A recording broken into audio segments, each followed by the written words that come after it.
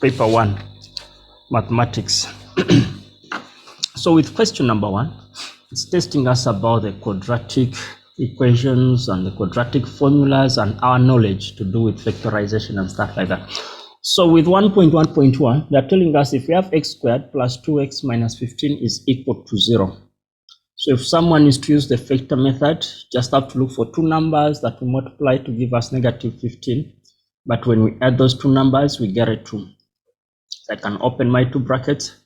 That's x and x. The two numbers would be 5 and then a 3.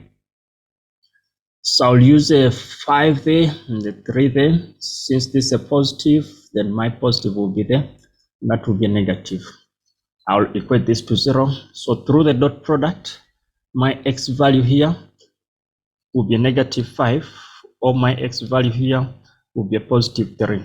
So I just equate the x plus 5 is equal to 0, and I transpose the 5 to that side, or the x minus 3 is equal to 0, and I transpose. You can even use your quadratic formula with a being 1, b being a 2, and c being negative 15. You'll still end up with the same solutions. Then 1.1.2, 5x squared minus x minus 9. Now they're asking us to leave our answers correct to decimal places. So in this case, the easiest option would be to use the quadratic formula. So our a is a 5, our b is a negative 1, and then our c is a negative 9.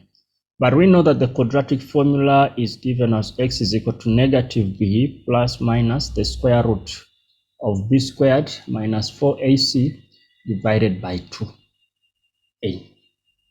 Do the substitution. Our b is negative 1, so negative and negative 1 plus minus the square root of negative 1 squared minus 4. Our a is a 5, and then our c is a negative 9. Then we are dividing all of this by 2 times 5. When I just punch this into the calculator, so I'll have to use one sign at a time in my calculator. So the first x value will be made positive 1,45, and then the other one will be negative 1,25 if I use the calculator. So those are the two values. So normally 2 decimal places. There we go. 1.3 is an inequality. So x squared is less or equal to 3x. Step number 1, move everything to one side so that we have 0 by the right hand side. So it's x squared minus 3x is less or equal to 0. We can factorize this. X out, we have x minus 3 is less or equal to 0. Then from this step, our critical values will be 0 and a positive 3. If we take this to be a 0, and then you solve this, equate it to 0, so which means x is a 3. Then our final representation, I'll use, since this is less or equal to, I'll say 0 is less or equal to x, less or equal to 3. So I can use such notations for as long as my inequality symbol here is less or equal to. If it's greater or equal to, or just greater, then this is not applicable. Then I'll have to use the or. X must be less than the smallest number, and x must be greater than the biggest value, or the biggest critical value that I would have obtained. 1.2. 1.2 is giving us a plus 64 over a is equal to 16. And then they want us to solve for a. So step number 1 would be for you to eliminate this a from the denominator location. I will multiply through by a. So times a, multiply this by a, multiply that by a. So the first part, I'll have a squared plus 64. I can transpose that to that side. Minus 16a is equal to 0. When I try to rearrange this, I'll have a squared minus 16a plus 64 is equal to 0. So this is just a perfect square. So I'll have a minus 8 squared. So if I'm to open two brackets, a minus 8 and then a minus 8, which is the same as a minus 8 squared being equal to 0. Then if I square root both sides, square root of 0 will be 0. So a minus 8 will be 0. Therefore, my a becomes 8. That's 1.2.1. Then 1.2.2, they are saying hence, which means from what we obtained in the previous question, can we move on and solve for this question? So let me just move this a bit. So we shall have 2 to the exponent of x, or 2 to the power of x. Sorry, this ruler must go away. So 2 to the x plus 2, 6 minus x is equal to 16. I'll try to rewrite this into the format of a plus 64 over a. So that is 2 to the x is equal to, I'll split this, so 2 to the x plus 2 to the 6 times 2 to the negative x is equal to 16. I'll have my 2 to the exponent x plus, we know that 2 to the 6 is 64. I'll take this down and change the sign on the exponent, which is 2 to the x will give me a 16. Then when I'm to compare this equation with the first one, I can see that this a can be represented by this 2 to the x. This a here is also 2 to the x. I have a 64 there is a 64, then I have a 16, and there's a 16. Which means my a is the same as 2 to the x. So 2 to the x is the same as a, but from the previous question, our a is 8, which means 2 to the x is equal to 8. Then I can write 8 in form of exponential format. So that is 2 to the x is equal to the exponent of 3. Since the bases are the same, which means the exponents must also be the same. Therefore, our x becomes a 3. That is question 1.2.2. Then question 1.3. They are telling us we have the square root of that. Question 1.3, the square root of 2 to the exponent of 1002 plus 2 to the exponent of 1006. We're dividing this by 17 times 2 to the exponent of 998. So what I'll do, I'll just look for the smallest exponent. There's 998, there's 1006, and then there's 1002. So I will break down these bigger exponents into a format that includes the small ones. So with the first one, I'll have 2 to the exponent of 998 plus a 4. Plus, I have 2 to the exponent of 998 plus 8. And then I'm still dividing it by 17 times 2 to the exponent of 998. When I factor out the 2 to the exponent of 998, I'll have 2 to the 998 into 2 to the exponent of 4 plus 2 to the exponent of 8. It's still under the square root over 17 times 2 to the exponent of 998. Then I'll cancel out what is common. This cancels that. I can simplify my brackets by the numerator. We know that 2 to the exponent of 4 is 16, and then 2 to the exponent of 8 is 256. So 16 plus 256, when I add them, I'll get 272. So I'll have square root of 272 over 17. Which numbers do I multiply to give me 272? I can use 16 times 17 over 17, just to make my life easy. Cancel the 17s, and I'm left with the square root of 16, which is a4. There we go. That is question 1.3. Then with 1.4, solve for x and y simultaneously. This should be 3 marks. As long as you maintain the consistency and the steps, you should be able to obtain all the marks. So I have two equations. 2x minus y is 2, and then 1 over x minus 3y is equal to 1. So from the two, I can always look for one that I can easily manipulate around. If this is my equation 1, and then this is my equation number 2. From equation 1, which is a linear, I can make y the subject. I can move the y to that side. I can move the 2 to that side. So which means my y is going to be 2x minus 2. I'll call this equation star, which I must substitute into equation number 2.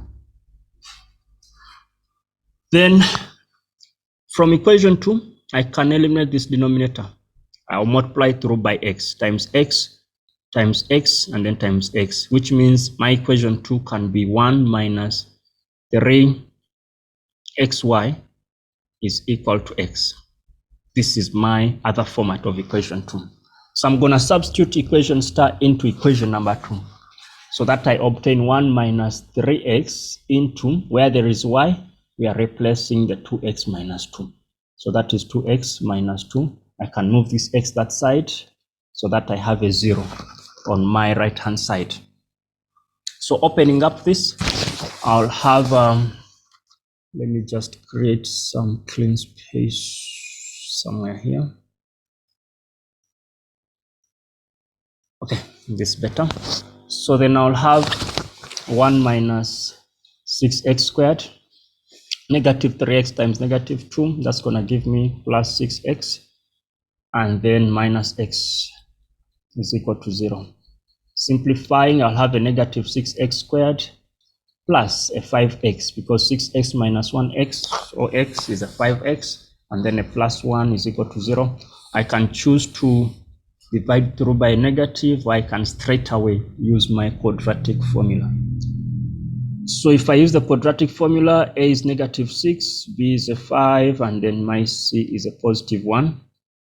So it's going to be a 5 negative plus minus the square root of 5 squared minus 4. Our a is a negative 6, and then our c is a 1. And then I'll divide this by 2 times negative 6. When I simplify this, the first x value is a 1, and then my other x value will be a negative 1 over 6. So having obtained that, I'll go back to my equation star. My equation star was saying 2x minus 2 for me to get my values of y. So if I substitute 2x minus 2, I substitute my x values into this equation star. So if I put a 1 there, which means my first y is a 0. Or if I put a negative 1 over 6, 2 times 1 over 6, that's minus 1 over 3 minus 2, which gives me negative 7 over 3. So that is how we go about when we're dealing with simultaneous equations.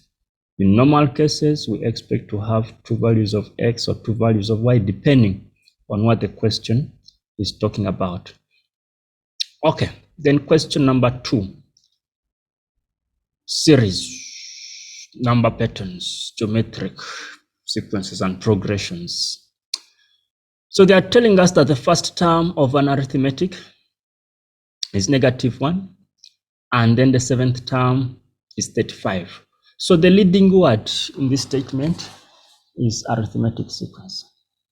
So for as long as they talk about arithmetic sequence, we must use the nth term of an arithmetic, which is Tn is equal to a plus n minus 1 into d.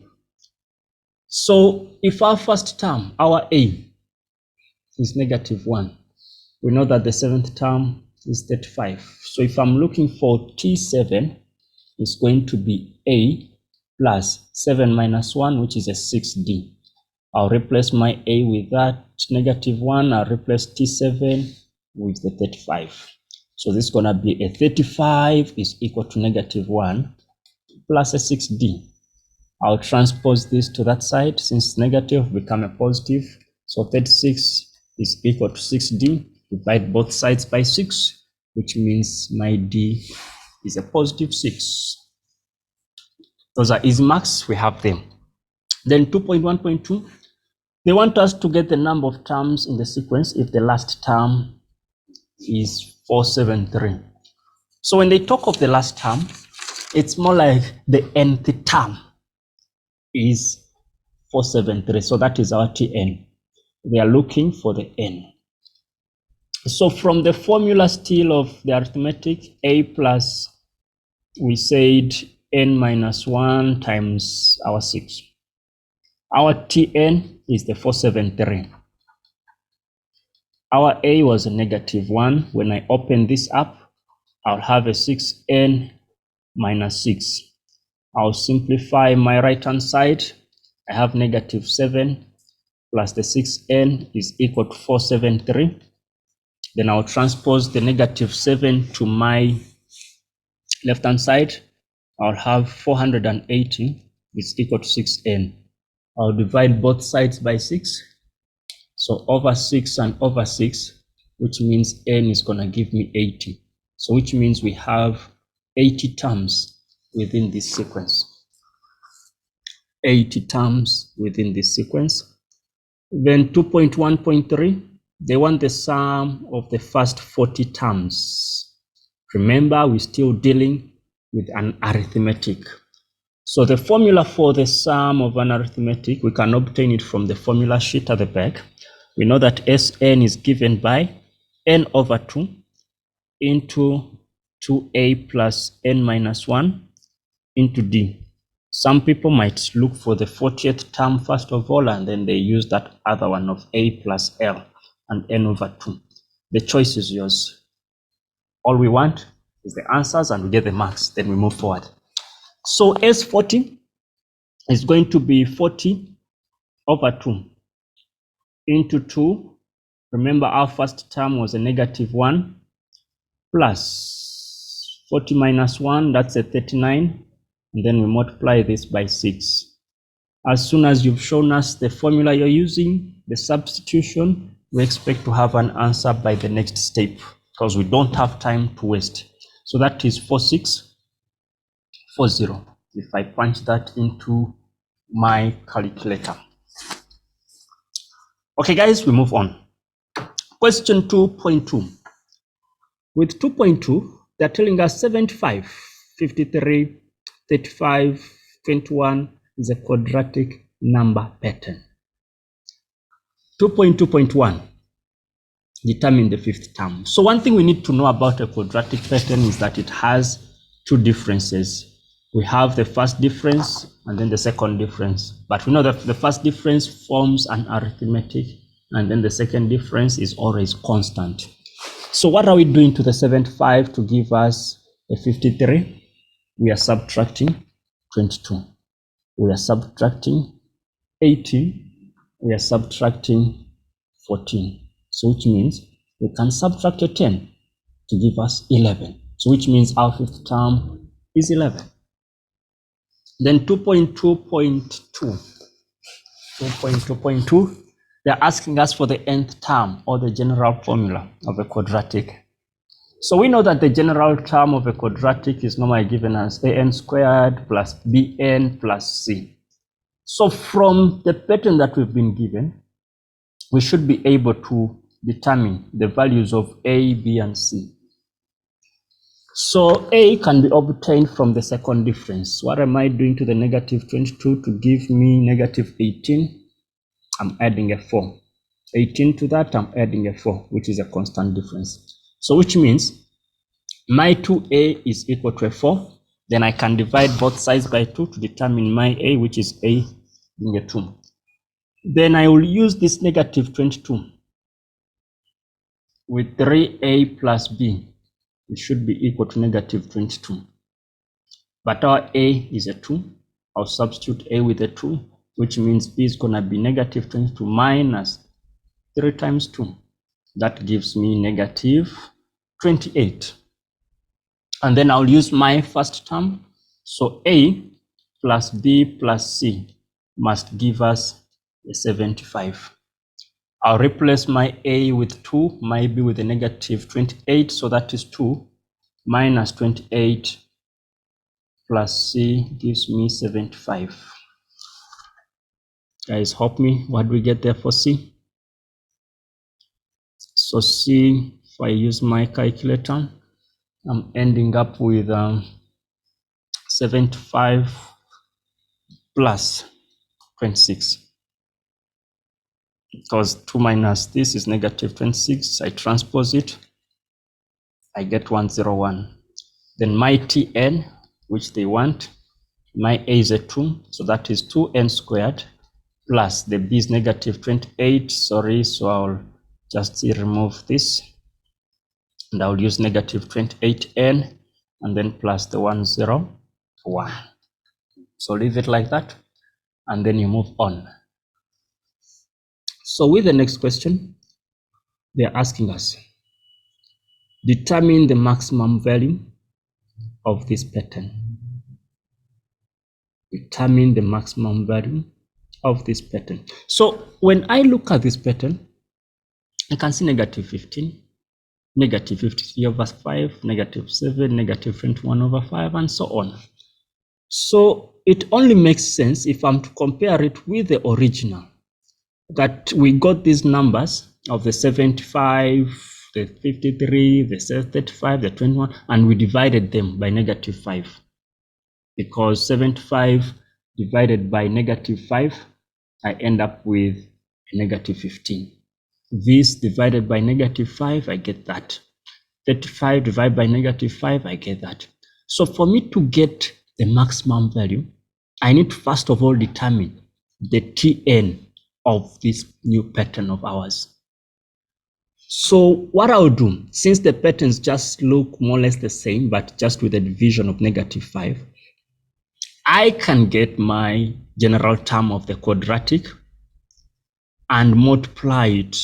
So the new Tn is gonna be 1 over 5, 1 over negative 5, 2n squared minus 28n plus 101. When I open this up, I'll get negative 2 over 5n squared plus the 28n over 5 minus 101 over 5. So this is the new pattern. But now we must use this new pattern to determine the maximum value. Remember, with a quadratic sequence, quadratic pattern, we're talking about a parabola. So with this parabola, it's a frowning parabola, which means it's having a maximum value somewhere. How do we determine the maximum value or the minimum value? It's x is equal to negative b over 2a. So our b is 28 over 5. Our a is negative 2 over 5. So we substitute that.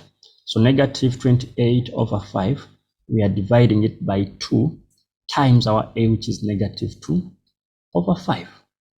Put this into the calculator. I'm gonna get 7 as my answer. But this 7 is just like the x-coordinate of the turning point. The question wants the maximum value. Which maximum value must correspond to the y-coordinate? So I'll substitute this 7 into this equation. So it's going to be negative 2 over 5 times 7 squared plus 28 over 5 times 7 minus 101 over 5. And the answer that I get is a negative 3 over 5. So this becomes our maximum value that we need. That is question 2, guys. We move on. Question number 3. Question 3, they are telling us consider the following geometric sequence. We have 1024, 256, and 64. So the properties of a geometric is that it has a common ratio which can be obtained by T2 over T1 or T3 over T2 between the consecutive terms. If we divide them, we get a common ratio. They want us to calculate the 10th term. So keyword here, geometric. So the Tn of a geometric is given as AR n minus 1. Do we have the A? Correct. The R, we need to find it. So how do we find the R? We said T2 divided by T1. So 256 divided by 1024. We divide that, we get 1 over 4. We just substitute that. So we are saying T10 is going to be our A, which is 1024 times 1 over 4 to the exponent of 10 minus 1. Punch this into the calculator, and then we end up with 1 over 256. 1 over 256. So that becomes our answer. That becomes our answer. We prefer it to be in a fraction other than a decimal because it might look weird, because I know some people enjoy rounding off to 2 decimals, and now with the 2 decimals it will be 0,000 something, which won't make sense. So rather leave it as a fraction. Then 3.1.2, they're telling us we have this symbol, which is summation. Some people call it sigma. From p equals to 0 up to p equals to 8 of that. They want us to calculate. So whenever they ask you to calculate with this sigma, it's like we need to find the sum of the terms from the point where p is 0 up to a point where p is 8. Now, what we need to know is this a geometric or an arithmetic? But since this is under 3.1, it's automatically geometric. Then what we need to do, we have our r as 1 over 4. We can find that. How? By replacing p with a 0. If we substitute p with a 0 to get the first term, this will die out. And then we shall have 256. And then if p is 1, if p is 1, sorry, we said if p is 0, this is just going to be 256 times 4, which is 1024. And then if p is 1, it dies out to give us the 256. Sorry, this is T2, and then that is T1, which is more or less like this original pattern. So our r will take us back to 1 over 4. And then we need the sum of a geometric. We know that sum of a geometric is given as a into 1 minus Rn over 1 minus r. But then how many terms are we talking about here? So it is 0 and 8. From 0 to 8, those are 9 terms. So which means 8 minus 0 plus 1 will give us 9 terms. So the sum of the first 9 terms, our a is 1024, into 1 minus, our common ratio is 1 over 4 to the exponent of 9. And then we divide this by 1 minus our r, which is 1 over 4. Do this, punch it in the calculator, and then we have 87381 over 64, which can be the same as 1365,33. You can leave it this way or that way, your choice. So that is the sum. So step number 1, we said try to determine the terms within the pattern, determine the common ratio, and then apply the sum formula of a geometric. All right. Then 3.2, they're telling us that the first 2 terms of a geometric sequence are given. Have that, we have that. Determine the values of t for which the sequence will converge. So keyword is converge. So the condition for convergence to take place, -1 is less r, less 1. So r must be between -1 and +1. So since we have the T1 and the T2, we need to find the common ratio. Okay. What I'm going to do, I'm going to try to break this down. Break this down. So if I factorize out the negative, it's going to be negative t squared plus 6t plus 9. Move backwards, it's going to be x plus 3 squared. So I factorize that. It's going to give me this. That's x squared, 6x, and then t. So this is my t1. Then, when I look at my second term, it's talking about t cubed. This, and that. So when I look at just the numerator, My numerator is like a cube of two numbers, which cube would be the same as if I get t plus 3 cubed, because we know that t plus 3 and then t plus 3 for the first two, I'll have t squared plus 6t plus 9. And then when I multiply this by t plus 3, I'll have t cubed, I'll have 6t squared, I'll have 9t. I multiply that, I'll have my 3t squared, I'll have my 18t, I'll have the 27. Collecting the like terms, t cubed plus that and that is 9t squared. This and this gives me the 27t plus my 27. There I go. So I'll just express it as this. But since there's a 2 over, I'll say divide by 2. So I have my t1, then I have my t2. Then I need to divide the 2 to get my common ratio. So then I'll have t plus 3 cubed. I'm dividing this by 2 divided by t plus 3 squared. T plus 3 squared. So instead of dividing like this, I'll just transpose that side. I'll change it to multiplication, and then I'll have t plus 3 squared down here. I cancel out this with 2 of the brackets. I'll only be left with t plus 3 over 2. So this is my common ratio. Then when I apply my condition, t plus 3 over 2 into that condition, remember we said -1 must be less than the common ratio, which is, did we include the negative? Can we just go back and check, please? We said it's negative t squared. Why are we leaving it? Please, let's go with our part. Okay, so which means our common ratio is going to change. I can include it, put this as a bracket with a negative sign. So even down here, when I'm applying the condition, I will have to include it.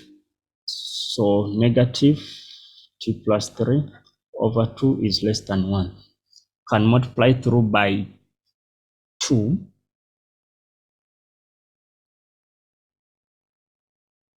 So that I have -2. -2 is less, I open that up, negative t minus 3 is less than 2. So we say times 2, and then times 2. This cancels that. So -2, we have our negative that, and then positive 2. Then I move these 3 on other sides. So when it comes this side, it will be a positive. So it means it will be a 1 is less than negative t.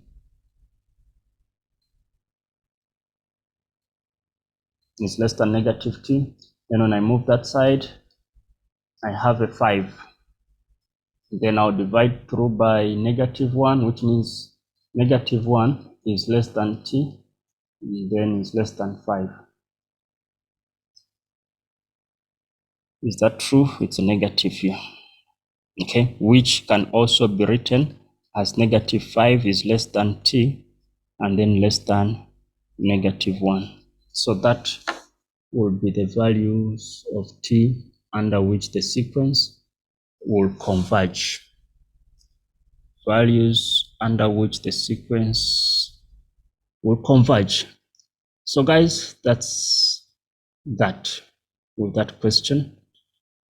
Then question number 4, they're telling us the graph g of x. Remember, g of x is the same as y.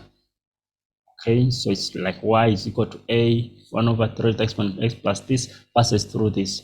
They want us to get the value of a.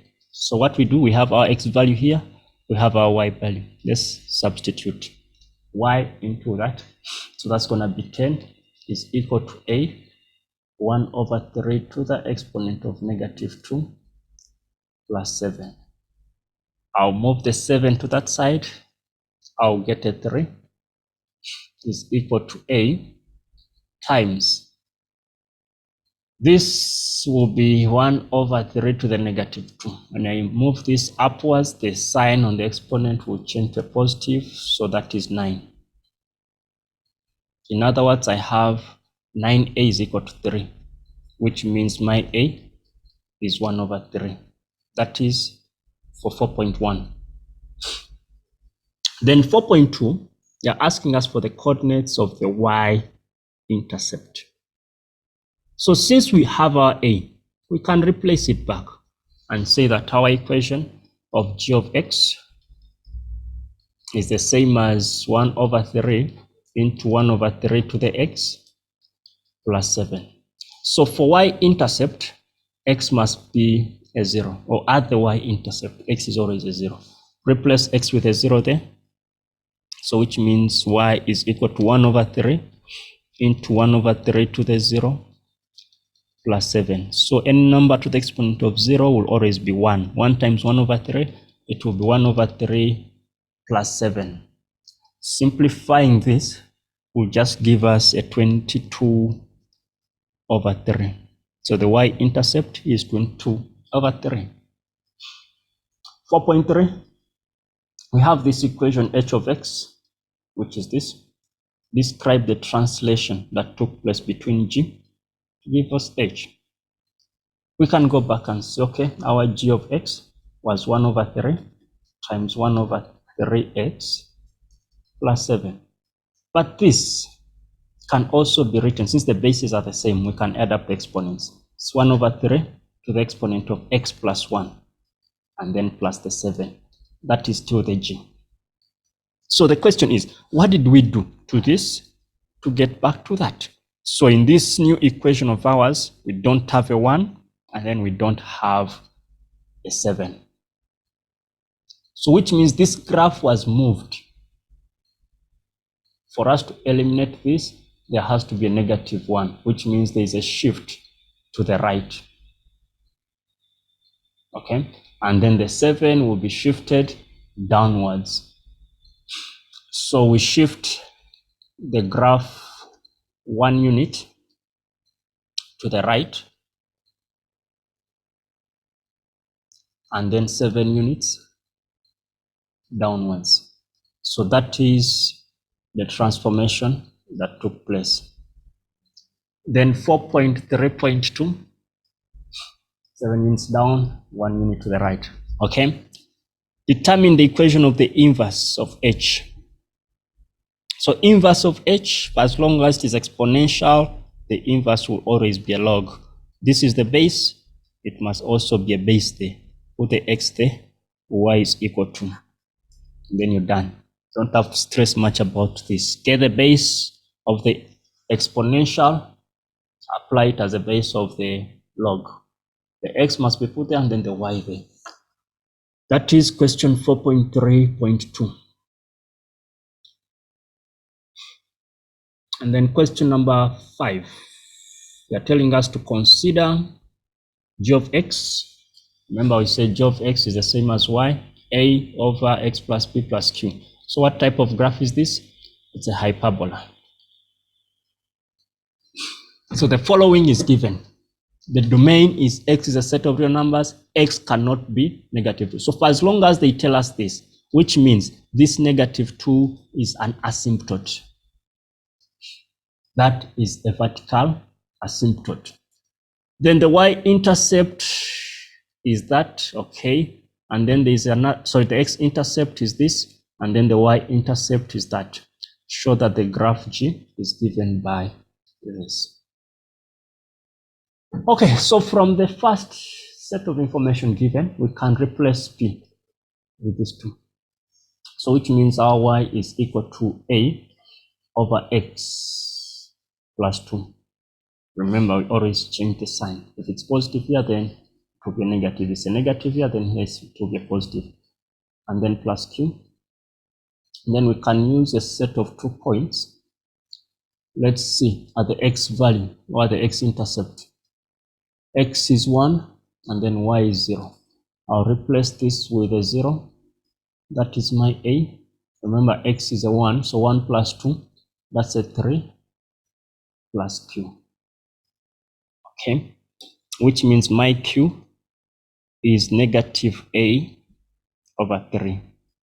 That can be my equation number 1. Then I use the y-intercept. So this is x, and then that is y. So still from there, I'll have negative 1 over 2 is equal to my a over my x, we said is a 0. So 0 plus 2, that's going to be 2 plus my q. I can decide to use this, which is negative a over 3. And then I solve for my a. So using your normal fractions, I can see that my LCM is going to be 6. Why don't I just multiply through by 6? Times 6, times 6, and then times 6. So that I have a negative 3 is equal to 3a minus 6a. Sorry, minus 2a. That's 3a minus 2a. So 3 minus 2 is 1a. So it means my a is negative 3.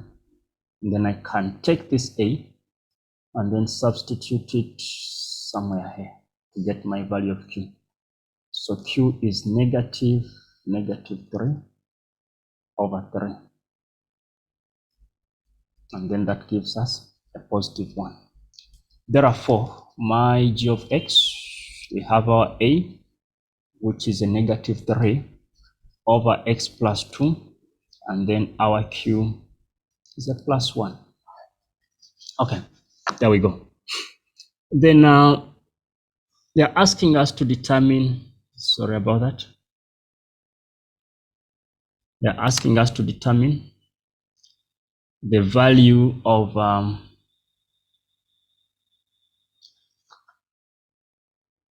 the range. They want us to get the range value. What am I doing, guys? I'm sorry. The range, how do I make this an erase? Okay, that's fine, doesn't matter. So range, so when we talk about the range, it's like for the y values that we're looking for which y values is this graph existing. So if someone were to draw some sort of a mini sketch, okay, so we know that positive 1 is somewhere there as our asymptote, and then negative 2 is somewhere there, and then we just sketch our graph. This is a negative, so which means we expect it to be in quadrant number 1 and quadrant number 3. So it's something like that. So the y-intercept is 0 and negative a half. That doesn't make sense though. That doesn't make sense. Eraser, where are you? Okay. So we're saying the y-intercept, x is 1 and 0. 1 and 0 is somewhere here. And the y is 0 and negative a half, which is somewhere here. So we have this kind of graph.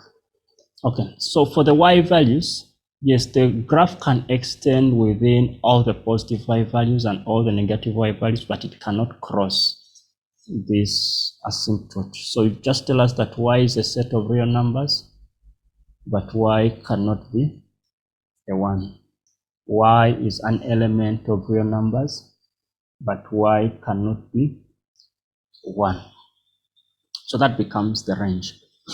And then 5.3, they're asking us for the equation of the axis of symmetry. So we have 2 axes of symmetry. 2 lines that divide this graph equally. So we have one that is usually given as x plus c. This is with a positive gradient. And then we have another one with negative x plus c. So in this case, they're focusing on the gradient being 0. So which means we're going to look at something like this. So for us to get this equation, just use the coordinates of the intersection of the asymptotes. So they intersecting at -2 and 1. So y is 1. Now x is -2 plus c, which means c is a 3. And the equation becomes x plus 3. That is 5.4. And then 5.5, write down the coordinates of the image of k reflected over h. Reflected over h. So the line of focus is something like this. That is the line of focus. And then they are telling us we need the k. Our k was 1 and 0, this point. When we reflect it, it must be seen in that other direction, somewhere here. So if we apply our midpoint concept, the points here should give us okay, I have this. So I'm gonna get a -3 and then a +4 as a reflection of this point. Okay, so that is question number 5. And then question number 6. Question 6, they are telling us that the sketch below shows a graph of f, which f is -x squared minus 6x plus 7. C is the y-intercept, A, B are x-intercepts, D is -5 and k, which is a point on f. Then they want the coordinates of E, which is the turning point. So for as long as the parabola in this sort of format, for us to get the turning point, we shall use -b over 2a. So in this case, our b is a -6. So -6 over 2, and then our a is a -1. Simplifying that, I'll end up with a -3. That is the x coordinate of the turning point. Then we need to find the y coordinate. Just substitute this into the main equation. So f of -3 will be -3 squared minus 6 times -3 plus 7. And this is going to give me a 16. So which means the coordinates here are -3 and 16. That is 6.1. -3 and 16. And then 6.2, write down the value of k. So k is the y coordinate of point D, but the x is -5. So I can put this -5 back into the function and get the value of k. So I'll say f of -5 is going to be negative and then -5 squared minus 6 times 5 plus the 7. So when I simplify this, I'm going to have -25 minus, this is a -25 plus 30 plus 7. And that will give me a 12, which means k is a 12. That is also done. And then 6.3, determine the equation of a straight line that is passing through CD. So if I'm talking about CD, if we're talking about CD, if we have a line that is drawn just passing through there, we know that the general equation of a straight line is given as y is equal to mx plus c. All we need is just the gradient, and the gradient is given as the change in y over the change in x. What are the coordinates of c? We know that c is the y-intercept, so x is 0. When you replace x with a 0, we shall be left with that 7. So we have this as -5, 12, 0, and 7. So our change in y will be 12 minus 7 over -5 minus 0. And then I'll end up with a -1. So my equation is just going to be -x plus 7. -x plus 7. So that becomes the equation of my line CB. And then 6.4. 6.4, they're asking us, there's a tangent that is parallel to CD but touches F at P. Determine the coordinates of P. Determine the coordinates of P. So there's an imaginary line that must touch this graph at one point. I don't know, it could be somewhere there, but not through the turning point. But these lines must not be touching at all. It could be in whichever format. So if this is P with X and Y, all I know is that at the point of touching, the gradient is going to be -1, because for as long as the lines are parallel, then the gradients must be the same. The gradients have to be the same. So then what we do, for me to get the gradient of a curve, I'll find the first derivative. So the first derivative of, where is this equation of ours? Hello. It's -x² minus 6x. -x² minus 6x plus 7. That's our equation. Then the first derivative is like the gradient function, the equation that we can use to determine the gradient at any point of this graph. So that's going to be -2x minus 6. But they're telling us this must be the same as -1. Then I can solve for my x.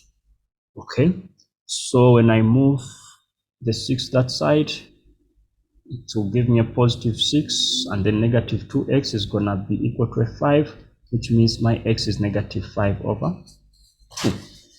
So that is my x coordinate of P. Then for me to get the y coordinate, I'll take this and then substitute it into the original to get the y. So which means my f of -5/2 is going to be -5/2 squared minus 6 times -5/2 minus plus 7.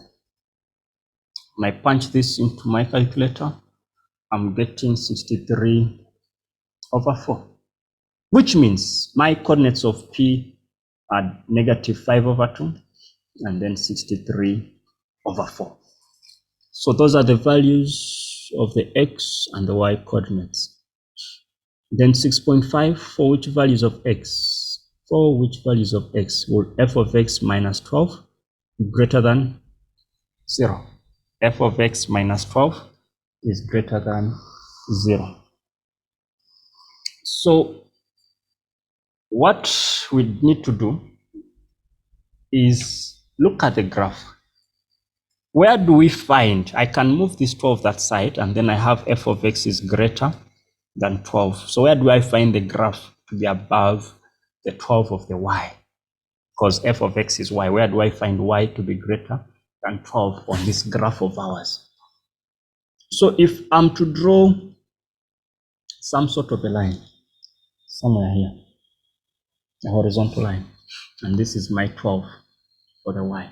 So between this x coordinate, which I don't know, and between this x coordinate, which I know, -5, those are the 2 points where I'll find the graph to be above 12. So this area, this is the area of interest. So between which x values. So since I know that E is having x as -3 and it's a turning point, what did I do to this -3? Oh, how many units do I have between -3 and -5? Someone will say you have 2 units. So which means if I create 2 units also from there up to there, which means I'm gonna be left with a -1 at this point. So which means -1 and -5. So this point is a -1. So my values of x will be between -5 and -1. I'll just write it as -5 is less x, and less 1, negative. So these will be the values between which f of x will be greater than that. Okay, guys, that's question number 6. We're moving. We are getting there. Question number 7. Finance. Guys, this is doable. As much as there's a whole lot of reading, a whole lot of what, just know your formulas, just know your terms, and then you'll be good to go. So with this, they are telling us that how many years will it take for an investment to double in value if it earns interest at a rate of this compounded quarterly? Now, we don't have any sort of amount that is given, and this confuses learners in most cases because of like, which value are we using? Which amount are we going to use? They don't understand this doubling thing. So in such a case, if no amount is given to you, and they're talking about doubling or halving or anything of the sort, just let your initial value to be x. So which means, how many years will it take x to double? When it's doubling, it's going to become 2x, which means our a is 2x. And then we're good to go. So which means a is equal to p plus 1 plus I to the exponent of n. This is just a single payment. It's not multiple payments. So I'll use my a as 2x, and then that is x. 1 plus, what do we need? We need the n. So our I is 8.5%, which is 0.085. Divide by 4, since we are compounding it quarterly, I'll set to the exponent of 4n. Divide both sides. I'll divide both sides by x.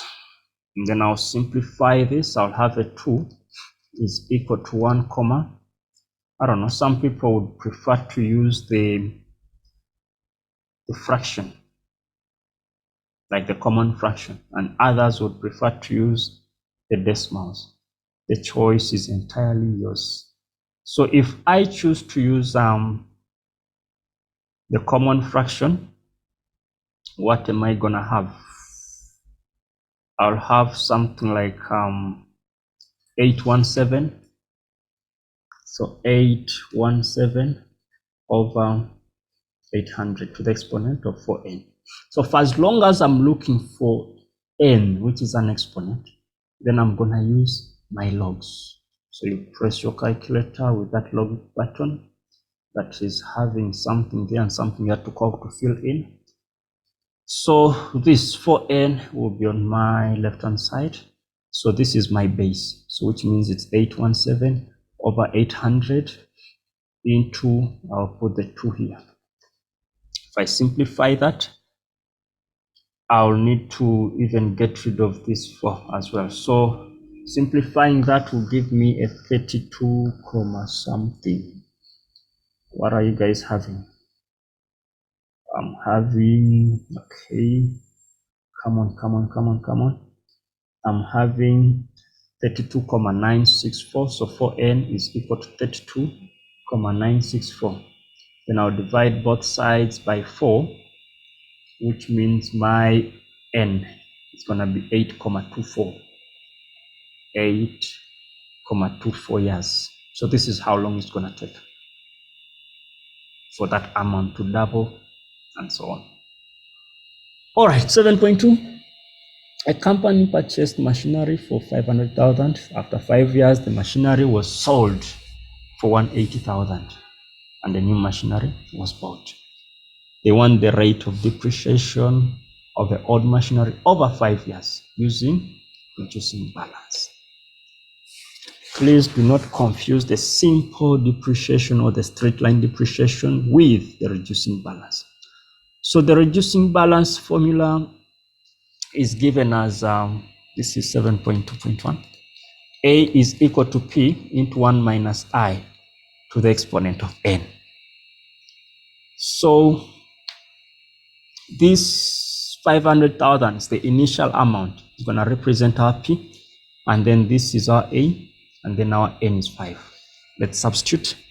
So this is 180,000 is equal to 500,000 into 1 minus I, which we don't know, to the exponent of 5.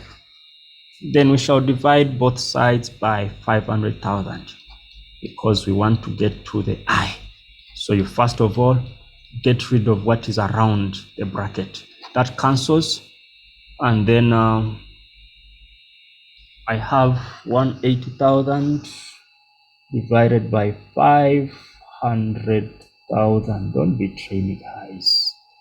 We have 0.36. Okay, 0.36 is equal to 1 minus I to the exponent of 5.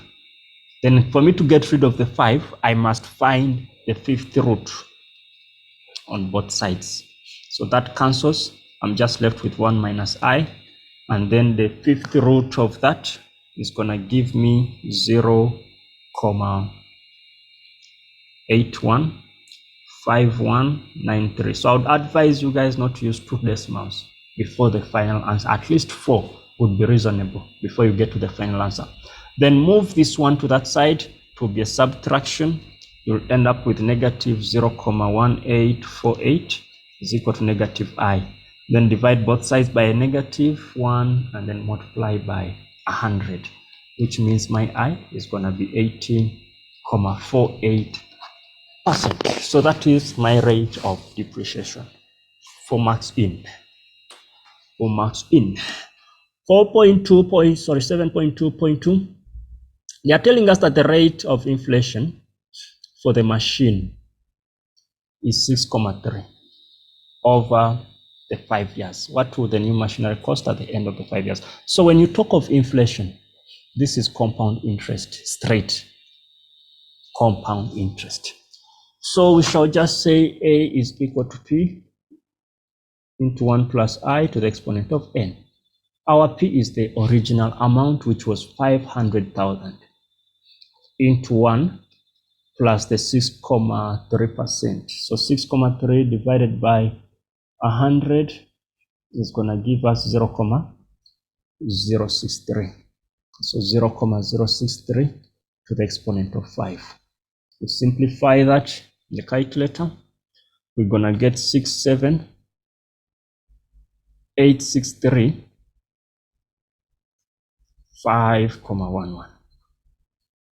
In other words, we have 678,635 francs and 11 cents. So that is the value of the machine after 5 years. 7.2.3, a company decides to set up a sinking fund.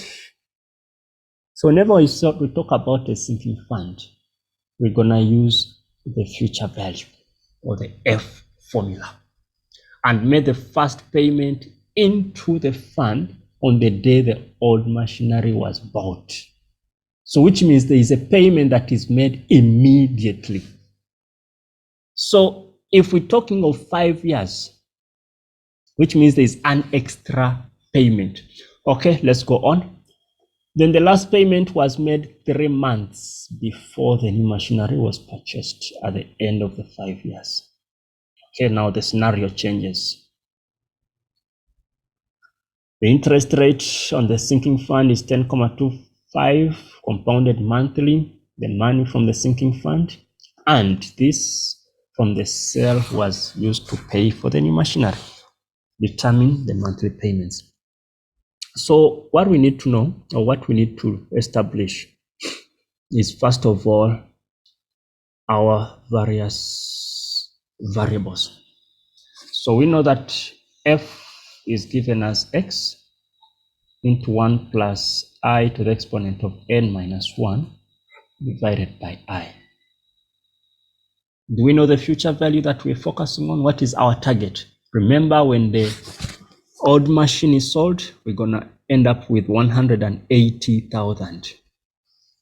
Okay? And then the new machine is going to cost this much. So if this is available, or if this is going to be available, how much are we going to be shorting with? So we shall get our 678 635,11, we subtract the 180,000. If that is done, which means our F is gonna be 498635,11. So that's the future value. This is the target that we must raise within that period of time. Then our I is going to be, this is compounded monthly, so it's 0,1025 divided by 12. That's the I. X is what we're looking for. And then N. With N, there were 5 years initially, 0 up to 5. There was a payment that was made. So within 5 years, if you're compounding it monthly, we were meant to have 60. There was an initial payment that was made initially. It was meant to be 61 payments. But now, since the last payment is made 3 months before, we can subtract the 3. And then we end up with a 58. So which means 58 installments are gonna be made. And then we just substitute that into our formula. So from there, I'll try to make X the subject. So X is gonna be F times I over 1 plus I to the exponent of N minus 1. So sinking fund, we said we use the future value formula. So our F future value, we said it's 498635,11 times the interest rate. We said it's 0,1025 divided by 12. Then I'm going to divide this by 1 plus 0,1025 over 12 to the exponent of 58 minus 1. I'll do that, punch that in the calculator, and I'm going to end up with 6,678,62 rand. So which means every month I must use that. So guys, remember, when we're talking about future value, present value, just make sure that the amounts are continuous. It's not a single payment, it's not a single investment, it's not a single amount that was loaned out. It's just continuous payments going on and on and on. Loans, we normally use the present value, and then any sort of investment, we apply the future value method. That is question number 7. Question number 8, calculus. Okay, 8.1, first principles. So with the first principles, we need to know the formula. Which formula tells us that the limit as h tends to 0 of f of x plus h minus f of x divided by h. Okay, so this is our f of x. What's gonna be our f of x plus h? Where there is x, there is x plus h. So it's a negative x plus h squared. Substitute into the formula, so it's the limit as h tends to 0. Where there is this, I'll replace it with that. So it's a negative x plus h squared minus my f of x, which is negative x squared. So negative x squared. Sorry, what's wrong with me, man? Wake up. Okay, so negative, I'll say negative x squared. That's a negative over h. Then time for opening up the brackets. So h tends to 0.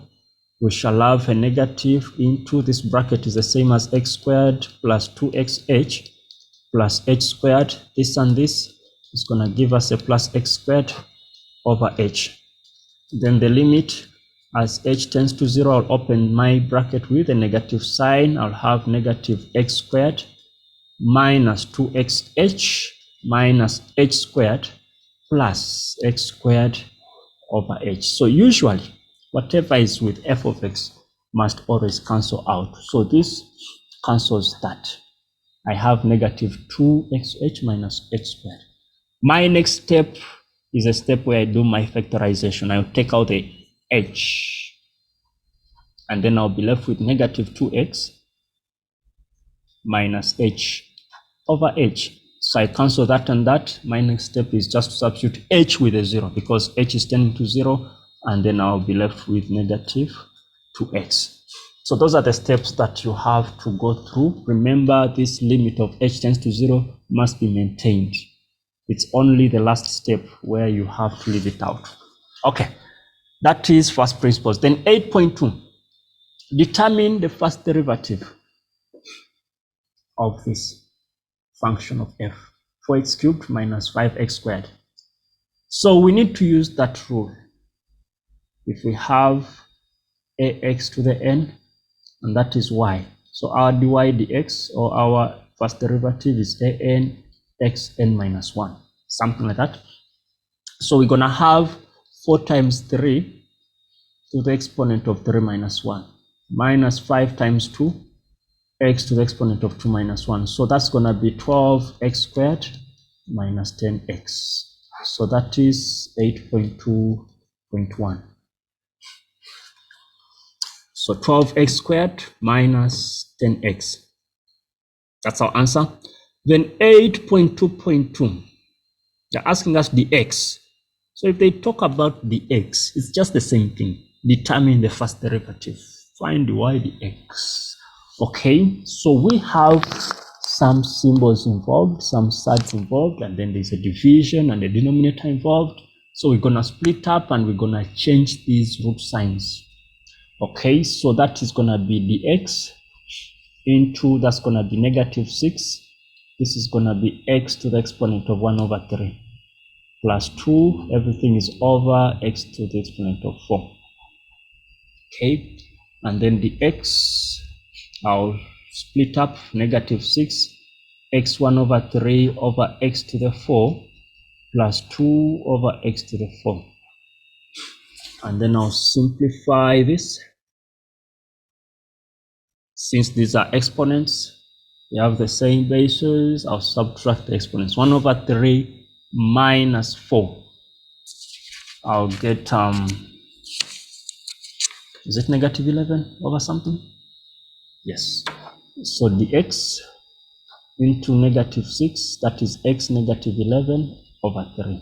And then this, I'll just transpose that on top, that is the negative 4. The x sign on the exponent will change. Then it's time for me to find the first derivative. So I'll get this negative 11 over 3.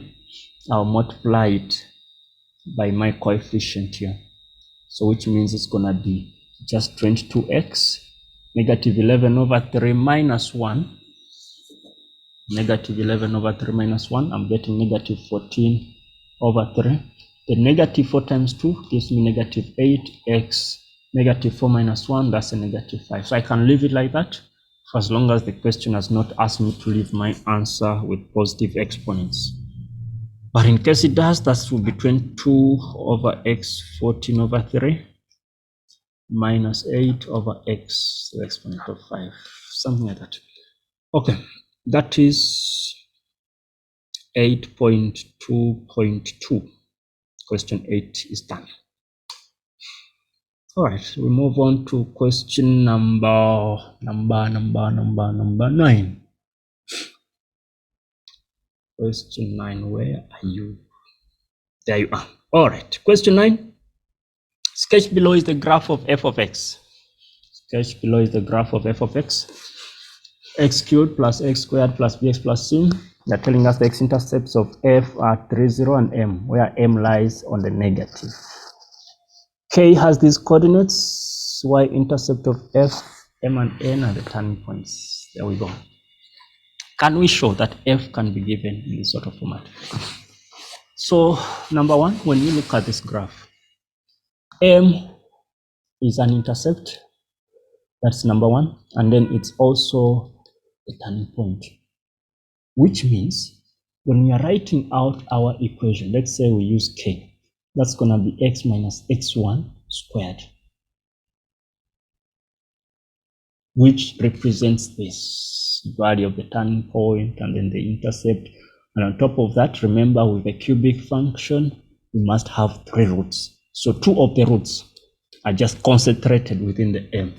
Okay, and then this is x minus my x2, this can be the general equation of a cubic function, whereby x1 and x2 are going to be our roots.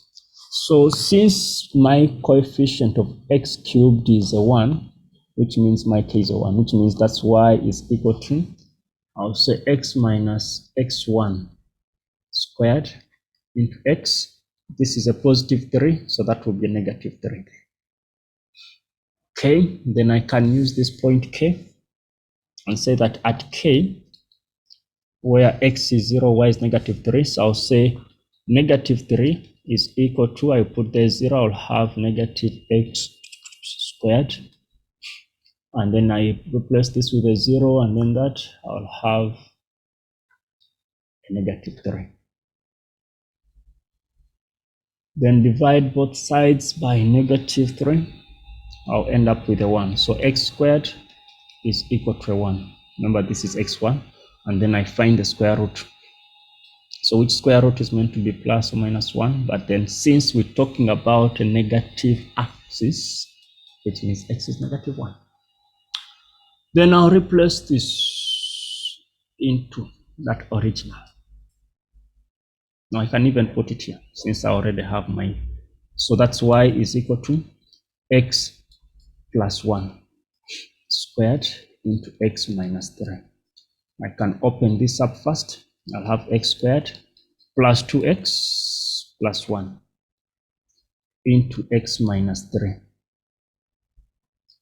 And then when I open this bracket of mine, this and this will be x cubed. This and this will be 2x squared. This and this will be just a plus x. Then 3 and negative will be negative 3x squared. That's a negative 6x. And then that's a negative 3. Collect the like terms. I have x cubed. So this and this, I'll have a negative x. This and this, I'll have a negative 5x. And then I'll have a minus 3, which is the same as that. Okay, that's 9.1. The 9.2, they're asking us for the coordinates of n. We know that n is a turning point. Okay, and at the turning points, the gradient of the graphs will always be 0. So with the turning points, I can find the first derivative. So I'll say f of x, or f prime of x, is going to be 2x squared. Sorry, this is squared. Minus 2x minus 5. Are we on the right track? No, sorry. What's happening? That TIG is kicking in. So that's going to be 3x squared minus 2x minus 5. I'll equate it to 0 since the gradients are already 0. I can use my quadratic formula, or I can use my factors. That's x. I can use this as 3x. And then with 5, I can put my 5 here. I can put my 1 there. Negative can go there. This can be a positive. Okay.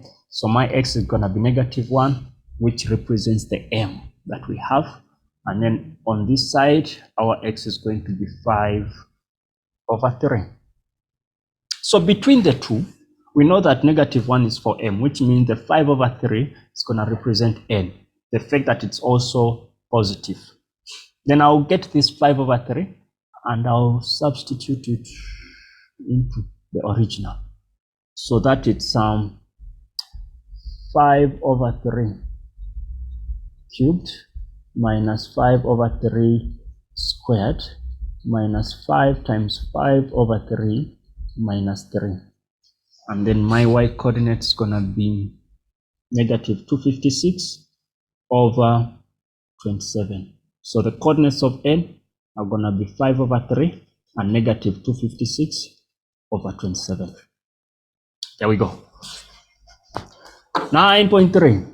For which values do we find f of x to be less than 0? For which values of x do we find f of x to be less than 0?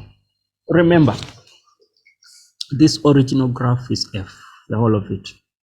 So where do we find it? We know that f of x represents y. And then along the y-axis, x is equal to 0. So where do we find? So along the y-axis, y is equal to 0. So where do we find the graph below the x-axis? From which points of x? So at exactly 3, the graph is equal to 0. At exactly -1, the graph is equal to 0. So we could say that x can be less than -1, and then -1 should be less than x and less than this point of intercept, which is a 3. So below -1, the graph is less. And then below 3 and -1, the graph is also still less. Someone could also state x is less than 3. That would also make some bit of sense. Okay, the 9.3.2, where do we find f to be increasing? So when the graph is increasing, we look at just the gradient. So along this format, sorry, I need the red one. So along this format, the graph is increasing, so that is a plus. And then here, this section, it's a negative because the graph is dropping. And then from here, the graph is increasing. So we can look at just the turning points. We say this is 5/3, and then this is a -1. So the graph will increase for values of x less than -1, or for values of x that are greater than 5/3. So those are the two intervals that we can use. And then 9.3.3, where do we find the graph to be concave up? So whenever they talk about concavity upwards or downwards, most cases we can look at the turning points. Okay, so if it's the turning point, we look at the -1, and then we look at the 5/3, and we find the midpoint of the two. So -1 plus 5/3 divided by 2, that will be the x coordinate of the turning point. Alternatively, for concavity especially, we normally take the second derivative. We say second derivative of x. Our first derivative was 3x squared minus 2x minus 5. So the second derivative is going to be 6x minus 2. We equate, must be greater. If it's concave up, we use the inequality sign of greater than 0. Move the 2 that side, which means x must be greater than 1/3. That is 9.3.3. The 9.4, determine the maximum vertical distance between f and then the first derivative. So we know that this first derivative is a parabola. So if we were to sketch this parabola of ours, we got 2 answers for this parabola, which was -1 and then 5/3, which means if we were to draw this parabola, it's positive, so it would be somewhere here. And then passing through that sort of thing. Okay, so where do we find the maximum distance for this graph?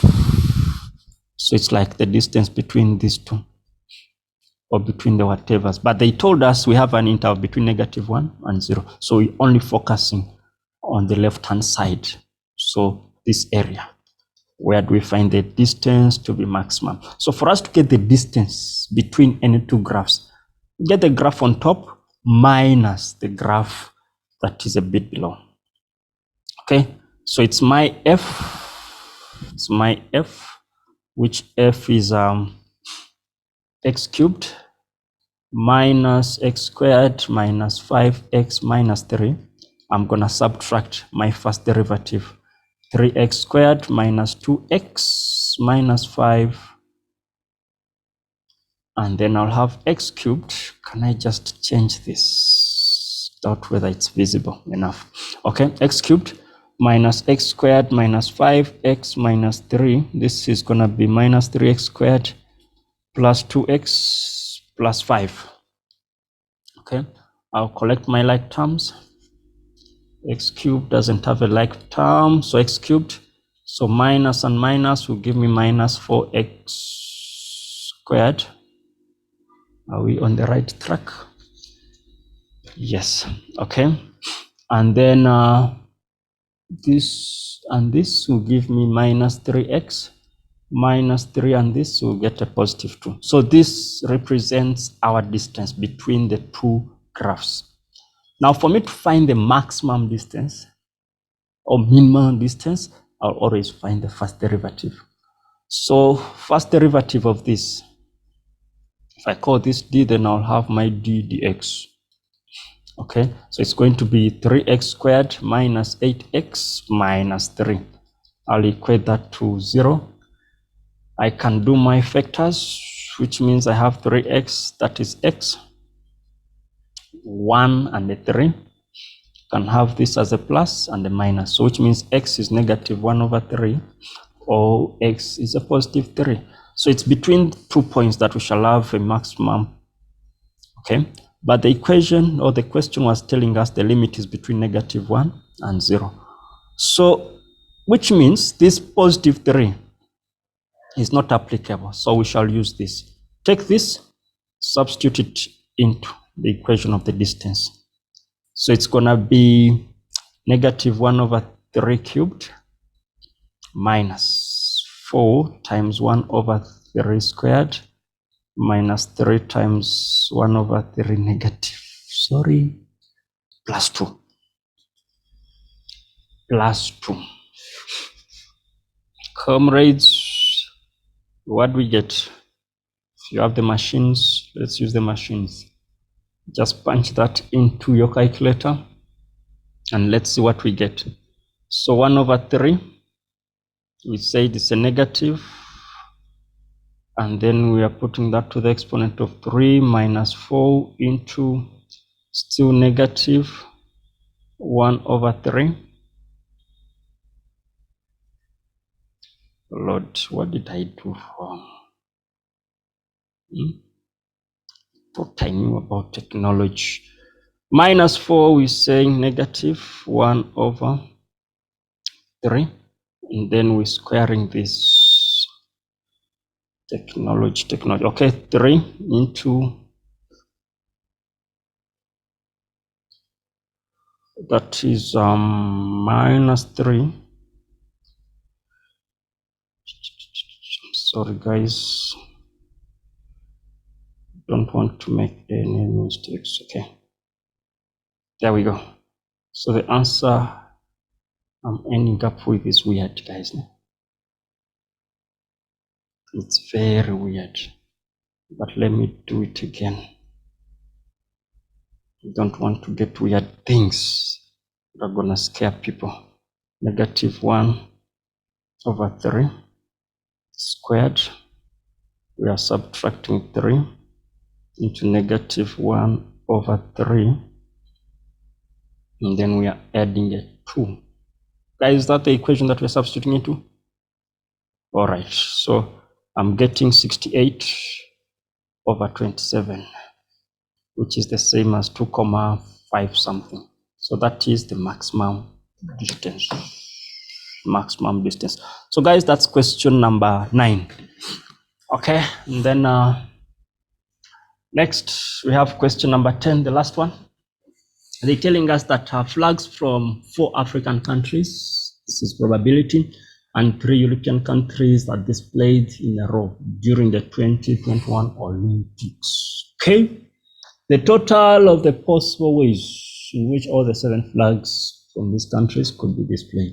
All right, so in this case, since we're looking at the possible ways, we can just say, since we have 7 flags, just 7 factorial. So all the 7 flags can be interchangeably moved in 7 factorial ways. So 7 factorial with the machine, I have 5040, 5040 ways in which we can move those flags. Then 10.1.2, they want the probability that the flags from the African countries were displayed, the probability that the flags from African countries were displayed next to each other. Okay, so since we have 7, 5, 6, 7. So I will take these 4 flags from Africa to be just a single unit. Okay, so which means in every position they move, they can be here as the first position, they can change to this as the second, the third, and then the fourth, which means they can move 4 places interchangeably. That's for factorial. And then within themselves, these flags can also change. The first one can be the second, and so something like that. So which means we also have another 4 factorial ways. So 4 factorial times 4 factorial gives me 576. The question is asking me for the probability. So it's going to be 576 divided by the 50/40. So 576 divided by 50/40, I'm getting 4/35. Okay, so that is my probability. You can give it like this, or you can even give it as a decimal, 0.11, something like that. Guys, next 10.2. A and B are 2 independent events. Keyword here, independent. What do we know about independent events? The probability of A and B is given as the probability of A times the probability of B. Okay. They're telling us probability of A is this, probability of A or B is this, calculate probability of B. So from that addition rule, from that formula of probability, we're saying the probability of A or B is given as the probability of A plus the probability of B minus the probability of A and B. Okay, do the substitution. A or B is 0.88. My probability of A is 0.4. B, I don't know. Minus, since they are independent, I'll apply this thing. Okay, my A is gonna be 0.4 times the probability of B. Okay, then I'll move this to that side, subtract, that is 0.48. This is 1 full probability of B minus 0.4 probability of B. Okay, then that will give me 0.6. This alone is 0.6 probability of B. Divide both sides by 0.6, so probability of B becomes 0.48 divided by 0.6. Guys, what do we get? Comrades, help me. So we get 4/5. Thank you. So that becomes the answer for the probability of B. 10.2 point nothing. 10.2. All right, 10.3. 10.3 is telling us that we have 120 passengers on board. Okay, passengers have a choice between meat, sandwich, or the cheese. But more passengers will choose meat. So meat has more clients. Nyama. This meat has more clients. Okay. We have 120 sandwiches, and each one must at least choose one. Okay. The probability that the first passenger chooses meat sandwich and the second one chooses cheese is 18/35. Sorry, 18/85. Calculate the probability that the first passenger will choose cheese. Okay, so what I'm gonna do, I'm gonna use some sort of a tree diagram. Okay, so with my tree diagram, I'll have meat, I'll have cheese. Okay, so that is for the first passenger. If the first passenger chooses meat, second passenger can choose meat or cheese. If the first one is cheese, then this can be meat or cheese. But they're telling us with the outcomes that the probability that the first passenger chooses meat and the second chooses cheese is 18/35. So if I follow this, meat and cheese, this is 18/35. Do I know how many partaking meat? No. Cheese? No. So if I call this X, the people that love meat, is X, which means the probability here is going to be X/120. Then the probability of cheese will be 120 minus X/120. So if we have 10 meet whatevers, then it would be 120 minus 10. And then that's the probability. Okay, but since now this is like choosing without replacement, the denominator is going to reduce. Okay, so the meet will reduce to x minus 1 over 119, and then this one is going to be 120 minus x over 119, since they haven't chosen any cheese in this category. So we take this 120 minus x over 119. Okay, so my point of focus is just this and that. So for me to get the probability of MC, I just multiply the probability of M times the probability of this to give me that. So it's going to be x over 120 times 120 minus x over 119. It should give me 18 over 35. Okay. Then from that, I can, I don't know, what do I do? Multiply, cross multiply, whatever. So I'll multiply these two. Okay, so this is like a bracket. So it's like 120 times x, that's 120x. This and that, I have minus x squared is equal to, when I multiply 120 times 119, yo, it's a very big number. 142, 18. So I'll have 18 over 35 times 142, 18. So 120x minus x squared is equal to, that's 18 divided by, sorry, it's 85. What's wrong with me, man? This is 85, not 35. Okay, so I'll have 30 and then 24. So I have a quadratic. Then I'll have to solve this quadratic using my ways. So either quadratic formula or factor formula, whichever one. So I'll take that one that side. So I'll have x squared minus 120x, boom, plus 30, 24 is equal to 0. So if I use my quadratic formula, my a is 1, my b is negative 120, and then my c is 30, and then 24. So negative b plus minus b squared minus 4ac over 2a. Okay, so our b is negative 120. So negative and negative 120 plus minus the square root of negative 120 squared minus 4. Our a is 1. Then our c is 3024. Is that true? Does it make sense though? 120 squared. Okay. Let me just check something. Okay, makes sense. Over 2 times 1. Okay, when I do that, what I'm ending up with my machine, my calculator, 3024. Guys, be careful when you're substituting, because some people make mistakes, errors that were costly. Okay, so my x values are basically 36, or my x is gonna be 84. Those are the two values of x that we expect. What was the question asking for? Okay, question was saying calculate the probability that the first passenger will choose a cheese sandwich.